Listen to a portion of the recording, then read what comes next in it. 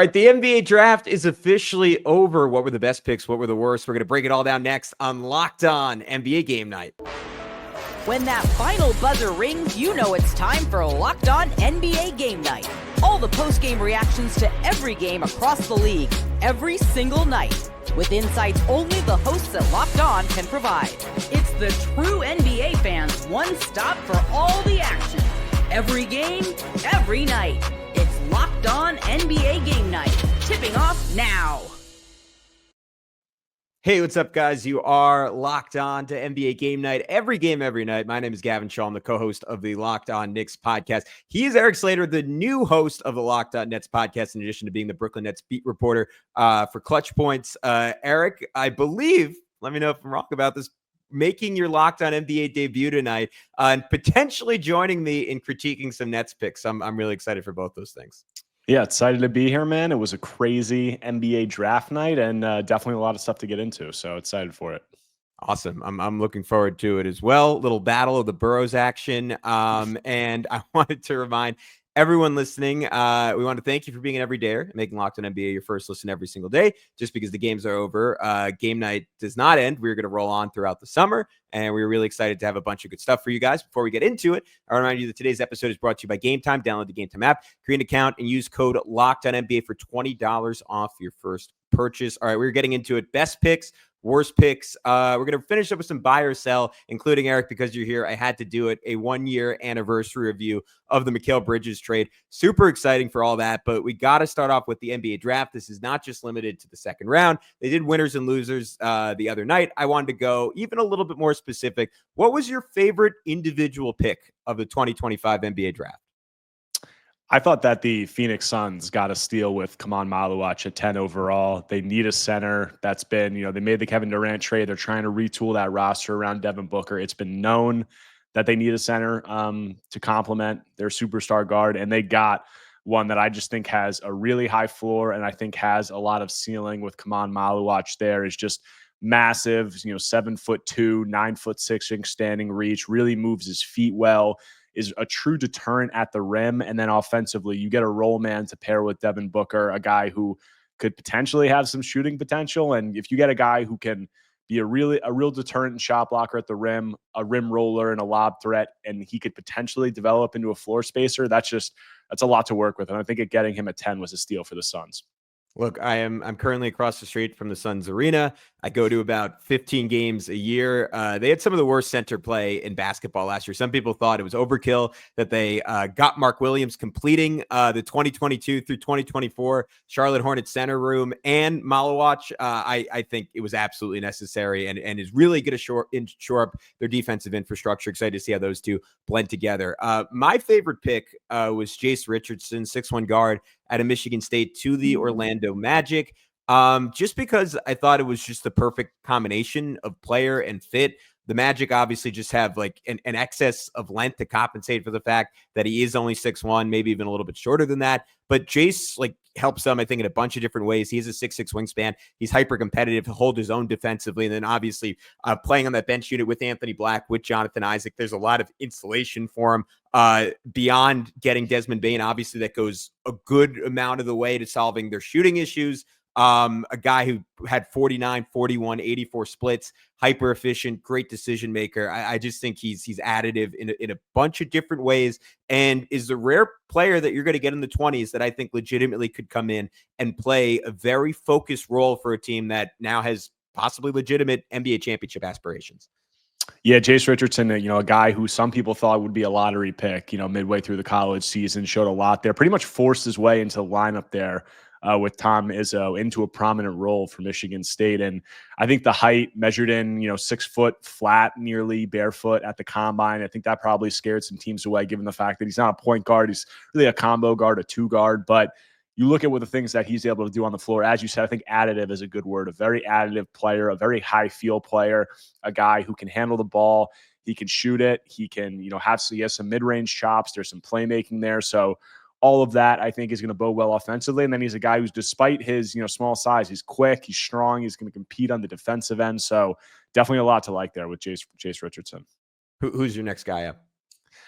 Yeah, there's a few that I could pick from, but I'm going to go with Con Knippel at 4 to the Charlotte Hornets. I think a player that, maybe a lot of fans who don't watch too much and just look at him and look at what he looks like might say, the number 4 pick, like that's really high for him. But for a Charlotte Hornets team that I think just desperately needs serious basketball players, they got a real serious basketball player, a very high IQ, high feel guy, a guy with a really malleable skill set. They need shooting. He's going to shoot the cover off the ball from day one. And then I think the secondary playmaking ability, the secondary shot creation ability, I really believe in that for him. And I also think that defensively, while he's not the best athlete in the world, he does compete. And I think that he's a guy who you could just play him really with any lineup. He's going to put himself in the right spots. He's going to compete. He's a high character guy. And I think that putting him, alongside LaMelo Ball and Brandon Miller and some of the other pieces that they have there in Charlotte, I think he's a guy that's just going to raise their floor and just make them a better all-around basketball team. So I like that from the Charlotte Hornets coming away with him. Yeah, I'm a major con head. Shout out to all my Succession fans out there. He's awesome. LaMelo Ball, Brandon Miller, already 2 of like the higher 3-point rate players in the NBA. You get another one in Con Knippel. All I could think about was Charles Lee sort of trying to build Celtics South out there in the Hornets. Obviously, a long way to go. Part of what makes the Celtics great is they have a bunch of great defenders, which the Hornets do not. So that's something to watch going forward. Someone who is a good defender, whose name I forgot to look up how to pronounce before we start, so excuse my pronunciation for the fans out in France. But Joan Berenger, 17th pick, 6'11" center out of France to the Minnesota Timberwolves.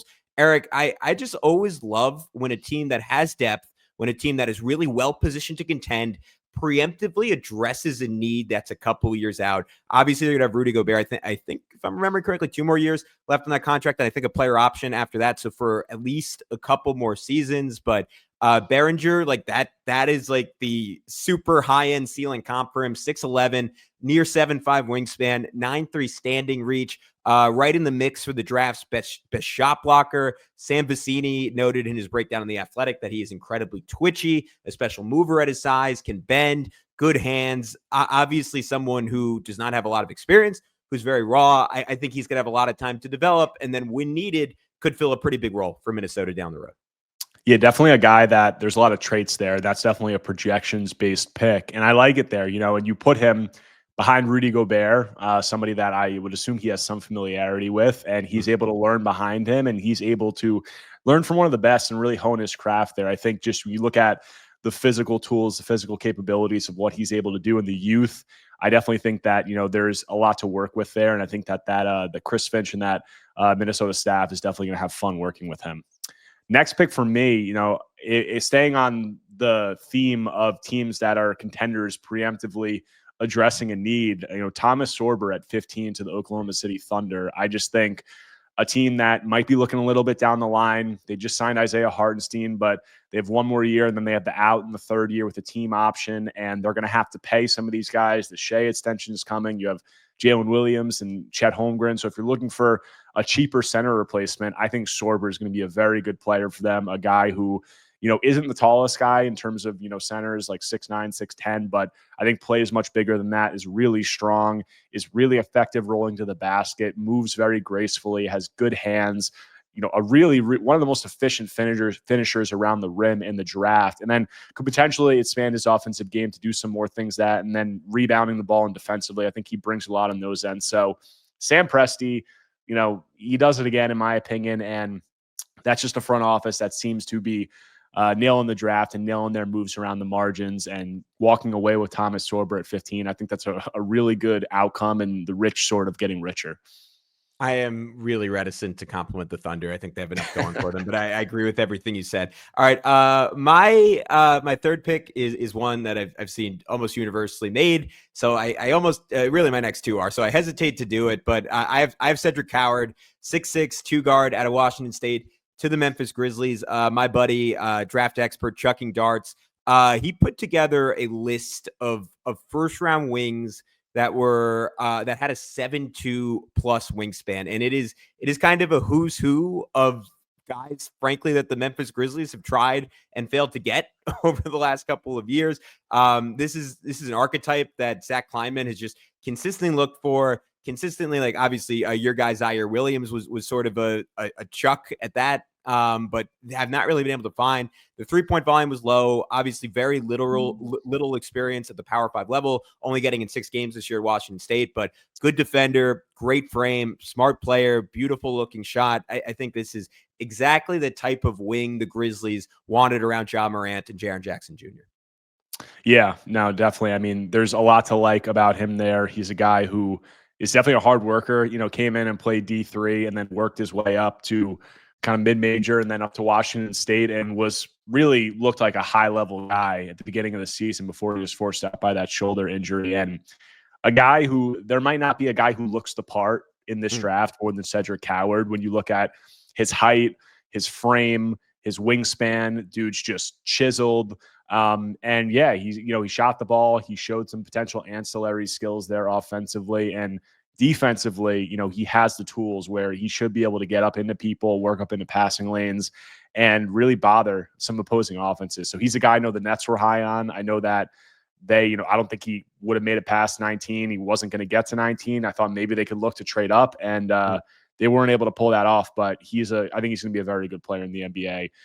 My next pick, I'm going to go with Trey Johnson at 6 to the Washington Wizards because it's a pick that not a lot of people had mocked there. I think people thought, Ace Bailey, that people thought that was going to be the spot. And they pulled the trigger on Trey Johnson, a 2-guard there who, is a guy who's just the best shooter in the draft. And he's a certified bucket getter. He can score in a variety of ways. He, has trouble finishing at the rim, but he could potentially develop there. And I think that he's a better passer than people give him credit for. So offensively, I think there's just a lot to like with his game. And then he's not, a good defender yet by any means, but he has the size. He's 6'5", 6'10" wingspan. He has, some of the measurables and baseline athleticism there that I think he could develop to be, be at least a wash, hopefully, defensively. So when you couple the shot making, some of the things that he's able to do there, handling the ball, potentially developing the playmaking more. If the defense cannot be, if he isn't a complete liability defensively, I think there's a lot to like there with Trey Johnson in Washington. And I think the Wizards, starting to stack some talent there. So maybe something to get excited about in Washington. Yeah, I'm a huge fan of him. That was maybe the last one off my list that didn't quite make it. I think a fantastic fit, a skill set that shout out to Corey Kispert, but I don't think they really have right now. I think he has an opportunity to be one of their 2 or 3 leading scorers from day one. But I still have 2 picks left. You still have 1 more pick left. Let's get into it in just a sec here on Locked On NBA Game Night. But first, I want to tell you about our good friends over at Skims. When I found out Skims was making underwear for men, I was intrigued, to put it lightly. I've heard so much about their quality from friends and family, so I had to give it a try. Let me tell you, it absolutely lives up to the hype. I've always had issues with underwear fit, comfort, or just finding the right style for me, especially if you play like a ton of basketball. It is really, really difficult to find comfortable underwear for that. And Skims changed everything. Their men's line offers something for everyone, from boxer briefs to classic briefs, all designed with the perfect balance of comfort and style. Personally, I tried the cotton 3-inch boxer briefs and I absolutely love them. I'm hooked. They're perfect for my active lifestyle. They move with me. They never lose their shape and they stay in place all day long. Whether I'm working out or just running errands, they're the most comfortable and reliable underwear I've ever owned. Plus, the lightweight material feels amazing, almost like you're wearing nothing at all. So shop Skims Men's at skims.com. Let them know we sent you after you place your order. All you have to do is select podcast in the survey and select our show in the drop-down menu that follows to let them know that we sent you. All right, what's up, guys? We were back on Locked On NBA Game Night, finishing up our favorite picks and then getting into our 5 least favorite. I'll hit you with my last 2 real quick, Eric, before we get into your final 2. I had, again, a little bit of an obvious one, but again, excuse my pronunciation here. Kasparas Jakachunas, the 6'5" guard out of Illinois to the Miami Heat. Can dribble, can pass, can shoot, high-level processor, according to Sam Vecini. And I think the biggest thing with him, from what I saw this year, is he'll really benefit from a scaled-down role at times. Like he just dealt with an immense amount of ball pressure on a youngish, not great Illinois team. Miami, like he's going to be coming off the bench initially. I don't really see him and Tyler Hero as a long-term sustainable defensive backcourt, which stops me from having them a little bit higher. But he's someone a lot of people projected borderline the top 10, most had in the lottery, falls all the way to 20. Just as you always expect, really good value for the Heat, I think. Yeah, Yakachonis is a player that I definitely thought could potentially be in play for the Nets at 8. They go with the other guard, Yegor Demin. But Yakachonis, yeah, a gifted ball handler, gifted passer, can get downhill and score. The shooting will be somewhat of a swing skill, same as Demin. But I think also there's some scheme versatility there. He's a guy that if the three-point shot can come along, he can kind of be a wing, be a little bit of a connector there, and a guy who, you can play in a variety of lineups. Isn't just pigeonholed in being, that point guard because of the size he has. He's a bigger guy in the backcourt. So, a lot to like there with Yakachonis, and maybe there's something else going on with him. I was a little surprised. I think a lot of people were that he fell down to 20, but yeah, the Heat scoop him up. So, yeah, another organization that's been able to find good players around the margins, and they get one with Yakachonis, I think. My next pick, I'm going to go with Ace Bailey to the Jazz at 5, because I do think Ace Bailey is going to be a good player, but also I love Danny Ainge just saying F it. This guy doesn't want to come to Utah. We think he's the best player on our board.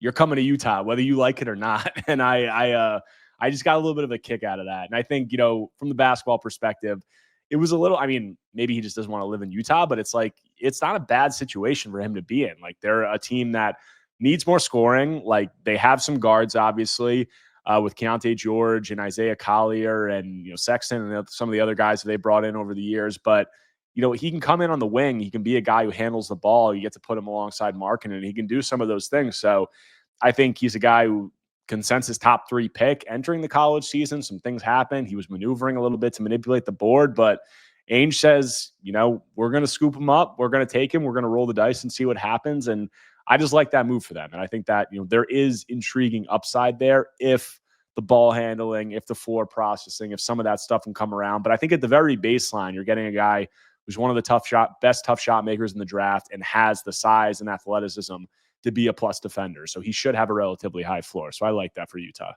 Yeah, I just think they desperately had to make a swing. I mean, they've been tanking for a couple of years now, and unfortunately have not really come away with a true difference maker, even if there's some variability there versus some of the other guys they could have taken. They absolutely need a star, and they've telegraphed that they're very much tired of tanking. So hopefully he gets it done for them. I love getting Walter Clayton Jr. for them too. I wanted to shout out 1 second-round pick, just to honor the fact that there was another round of the draft tonight. So I went with Maxine Reynaud, the 7-1 center out of Stanford, to the Kings.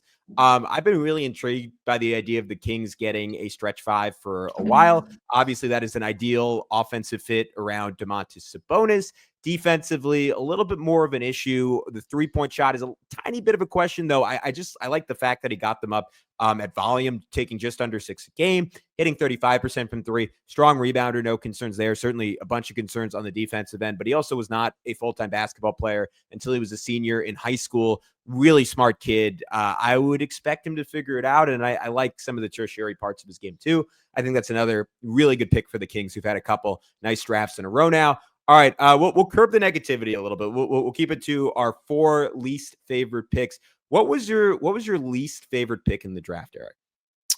I think there's a number of contenders here. I'm not gonna. I don't want to do it, but I cover the Nets, and Yegor Demin at 8. I wouldn't say he's my least favorite pick of the draft. I got to say real quick. I have the same one, but go ahead. I just think if we're talking about the most surprising pick and a pick that a lot of draft analysts and league personnel that you talk to seem to think was a reach, it's Yegor Demin there. I think there's a ton of upside. I think I can easily see the vision. I did multiple podcasts talking about it already. He's a guy who's 6'9" with shoes on, 6'10" wingspan, best passer in the draft. And if he can develop the 3-point shot, I think there's a lot to like there, and a lot of that could help to unlock his offensive upside. They seem to think that he has some defensive versatility, but he's a guy who's an average athlete at best.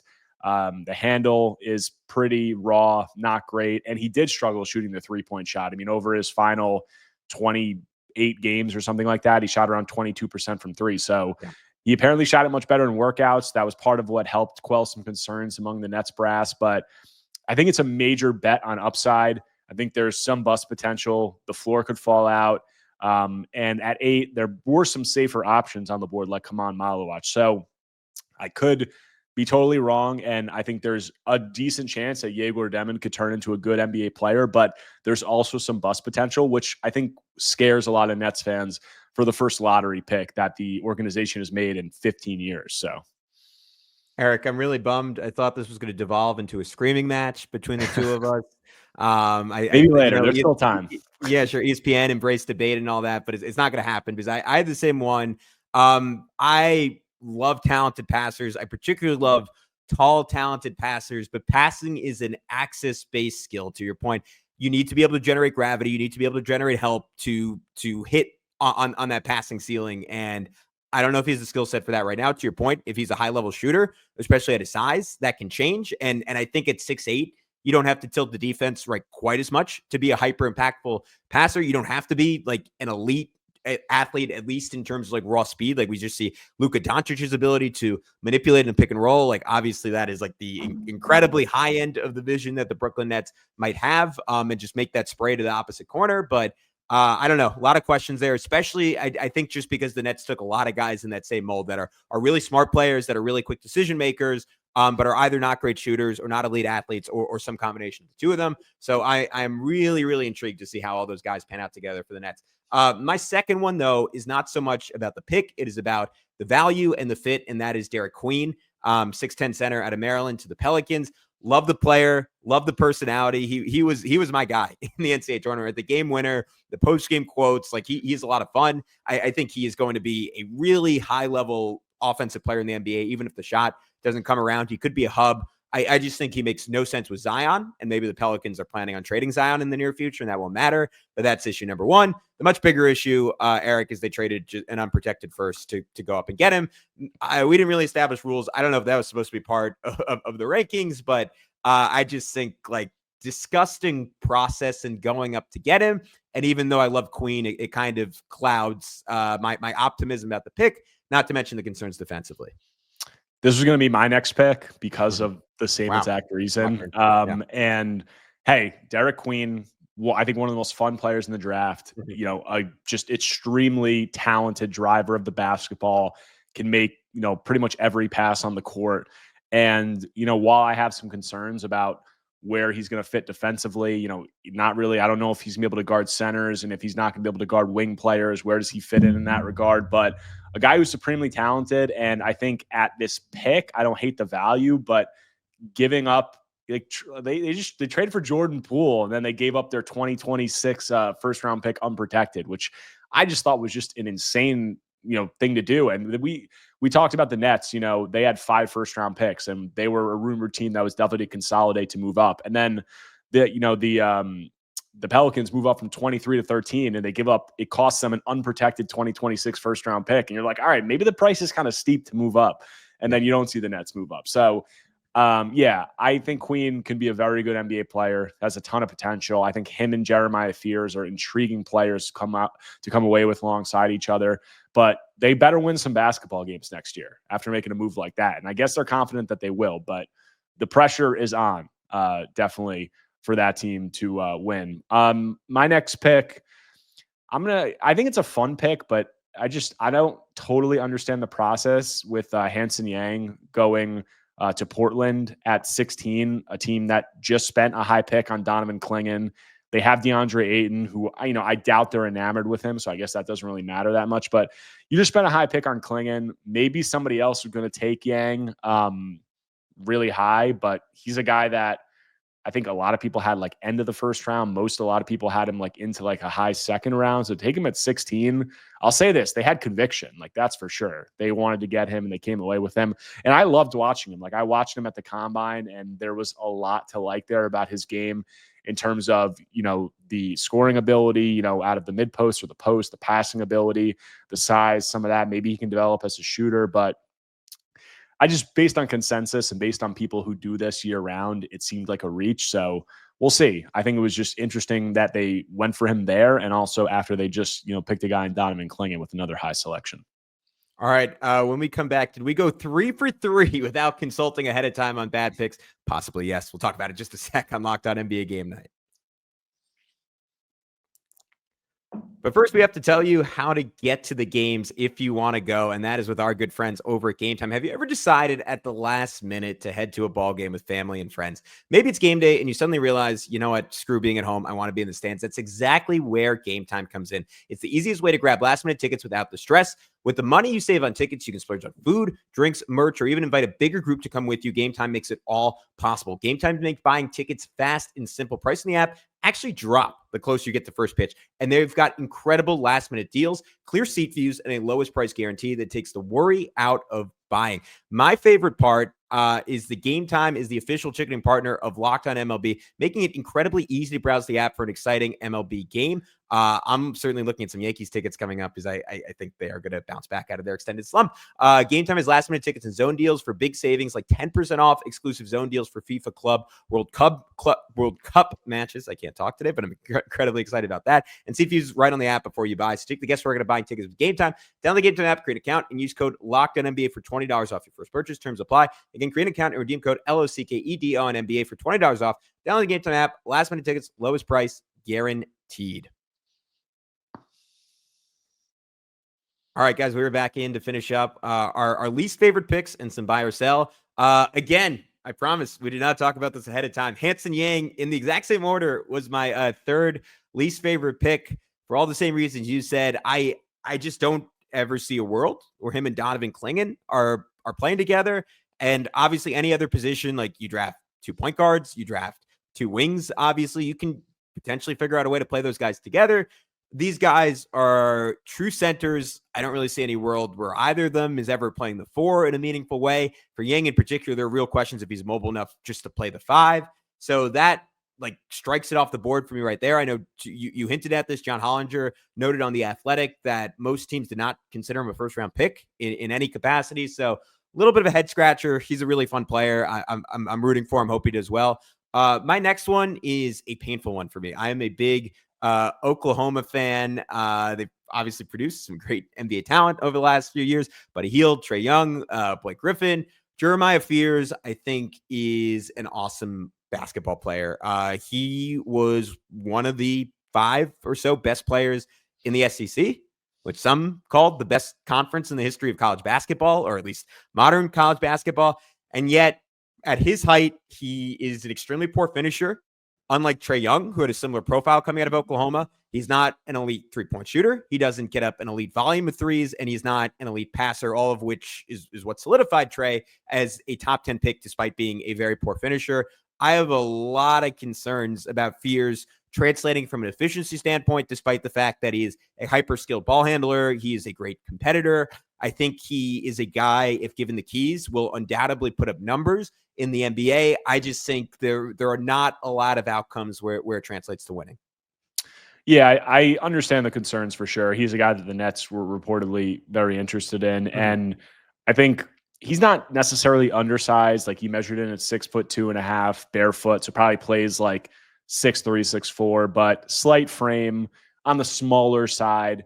And smaller guards who struggle finishing and, struggle shooting and aren't necessarily like elite passers. It's an archetype that I think could scare a lot of teams away. I think a lot of teams, things that I heard and people I spoke with, have some confidence that his 3-point shot's going to come around because he shot it really well from the free throw line. If you believe that the finishing can improve, if you believe in just the downhill ability, the ability to create separation, be just a paint touch and an advantage creator, I understand all that. But there definitely is some risk associated with taking a guy who, hasn't really shot it at a high percentage, through high school or college. And also defensively, there's a lot to be worried about there. So those two things in conjunction, I could definitely see where you're coming from there. Do you have one more guy that you didn't I honestly don't. I mean, I think we've covered a lot of the picks, whether we like them or don't like them. And, the rest of the first round, I kind of saw where a lot of the teams were coming from there. And I think an interesting fit, I thought, was Colin Murray-Boyles going to the Toronto Raptors, a team that I thought really needs more shooting. And they picked one of the top prospects who doesn't shoot the ball really whatsoever. So I don't think it's a bad pick because I really I think probably best pound for pound defender in the draft, extremely high field guy, just makes some ridiculous passers and can do a lot scoring and driving the basketball. And I think is going to create a lot of matchup problems. I just think with Scotty Barnes, with some of the other guys they have in the lineup there, they were near the bottom of the league in 3-point volume and efficiency. Was an interesting pick. I'll say that, but I do really like the player though. He was nearly my 5th guy on my list. We were not locked in on the favorites. We were very much locked in on the least favorites. All right, we got about 3-4 minutes left. Let's finish up with some rapid fire buy or sell. Do you buy the Dallas Mavericks are capable of making the Western Conference Finals next year? I'm not going to buy that. I think with Kyrie Irving sidelined, I think it's going to depend on who they bring in free agency to be a lead ball handler. But if we're talking about Spencer Dinwiddie, like good player, former net, like a lot of what he can do. They are reportedly interested in D'Angelo Russell. I'm not sure there's enough there in what's going to be a loaded Western Conference. And also there's always the durability concerns with Anthony Davis. So we'll see. Maybe Cooper Flagg comes in. He can be the lead guy, ball handler, and shoulder an enormous load. But I think it's just going to be a gauntlet in the West this year. I think it's going to be tough for them. Yeah, I buy it as a possibility only because I really like the Rockets. There isn't a second team that I'm 100% sold on. It's a lot of weight on Kyrie Irving to be playing his best basketball come playoff time, which is probably unrealistic given that he'll maybe have a month or two of ramp up time, barring a pretty miraculous quick recovery, which we do see occasionally with ACLs these days. I just think that the size and the defense is going to be absurd. Like I don't really see how teams score on them before Kyrie comes back, pending a signing of D'Angelo Russell. There's my net spot shot again. All right, buy or sell. It's a chance for you to crap on the Knicks now. A year later, the Mikal Bridges trade was a mistake for the New York Knicks. I'm going to buy it, but I'm going to keep the receipt for sure. And it's just in case I want to return it, because sure. I think it's universally accepted at this point that it was an overpay, a somewhat egregious overpay. I think Mikal performed well below expectations this season. I think in the playoffs, he had his moments, but overall was, a lot of games where the efficiency wasn't there and really just looked afraid to, go to the rim and really devolved just into, really regressed from what we saw with him offensively after he came to the Nets. But still, it's kind of tough because I respect what they did of making an aggressive move and really going for it. I just think this was the wrong guy. Were they going to make people say they could have held out for Giannis? Giannis, is going to stay with the Bucks. Maybe Kevin Durant could have been a guy, maybe Desmond Bane, maybe they could get, I definitely think there were better players available who would have been available down the line. And regardless, I don't think you give up all of your draft capital for a guy who is a good role player. I think they were expecting more from him, and maybe they will get more for him, but it was an egregious overpay. It took them out of the running for some players I think who would be more effective and make more of an overall impact. So I'm going to buy it, but we'll see. They still are a championship contender, and if they come away and they make it to the finals and maybe have a shot, then it could be a win. So we'll see.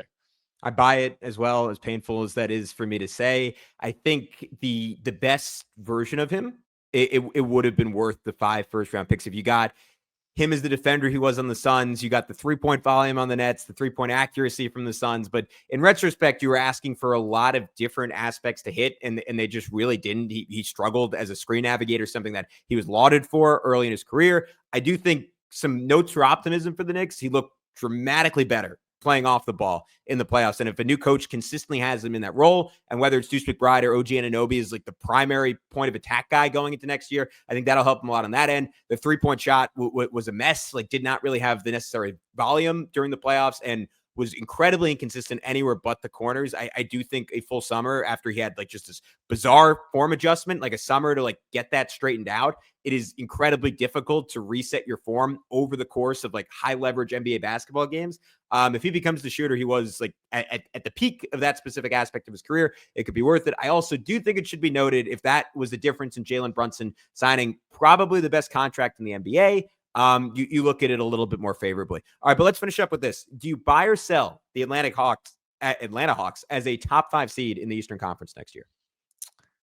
I'm going to sell that, but I think they're right on the fringe. I like, what they did bringing Porzingis, kind of, they gave up a first-round pick and some salary fillers for him, but an aggressive move, somewhat of a buy low move after he's coming off, the illness or whatever is going on with him. Then you have him, you have Trey, you have Dyson Daniels, you have Jalen Johnson. If he comes back, I think he's going to be a great player for them. You have Riche. They've really just taken Trey and they've insulated him with, all of these high-level wing defenders and other guys. Now they bring in a guy like Porzingis, who can be, you know, a pick and pop option and provide some 5-out looks, can play alongside Okongwu. I think that they have a really interesting look there. But if you're just gaming it out, you know, you got Cleveland, you got New York, you got Detroit, you got Orlando. That's 4 really good teams. We'll see what the Bucks look like without Giannis. I mean, without Lillard, what the Pacers look like without Halliburton, what the Celtics look like without Tatum. So it's really like, can they get past a few of those teams? Like, I definitely think it's a possibility, but I'm going to need to see it until I'll believe it. Yeah, I think it all rides on KP's health. You get the best version of him. That would be great. I think that is a lot to bet on. I'm sure their intel was good, but he just unfortunately seems to get hurt every year. So I'm going to sell it, but just by a bit. I'm a big fan of the Hawks. All right, he's Erik. I'm Gavin. Check us out on Locked On Knicks and Locked On Nets. Whatever team you're a fan of, there's a podcast on the Locked On Podcast Network. We'll talk to you very, very soon on Locked On NBA Game Night.